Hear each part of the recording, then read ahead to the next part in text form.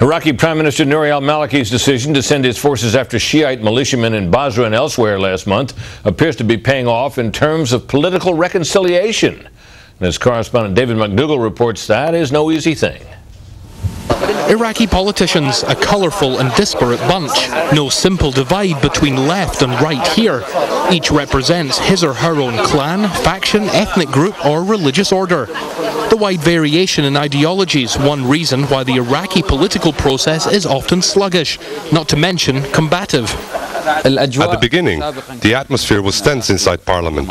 Recent events, especially the security situation, makes members of Parliament speak harshly to each other, one party blaming another for the violence.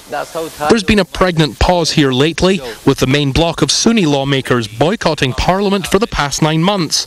Now there's a good chance they'll return to the debating chamber, helping to move along laws delayed during their absence. There's a lot of responsibility on us. Now we have the chance to be part of the government again. We have the chance to correct any mistakes we've made in the past and help make strategic decisions for the future. The personal relationship between Prime Minister Maliki, a Shia, and Sunni Vice President Tariq al-Hashimi has been at the heart of the dispute.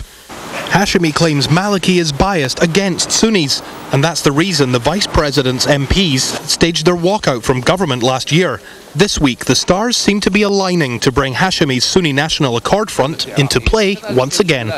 That's because Hashimi is said to be convinced of Maliki's willingness to target Shiite militias, especially after recent operations in Basra and Sadr City. They're wrangling now over those all-important cabinet positions. The government should give us everything we have demanded. They need us to stay in power. Our real strength is that the government can't succeed in its work without our party. The smart money here is on Hashimi's Sunni National Accord Front getting control of the Justice Ministry, as well as the higher education, communications and transport ministries. They may even be asking for extra cabinet seats in return for supporting the government. Vice President Hashimi said this week the government needs to reconcile quickly to save Iraq. His overtures to Prime Minister Maliki seem to reflect a desire to dig the country out of the deep political mud it's been stuck in. But getting back to government is just the first step. After that, the Sunnis and Shiites need to learn to work together.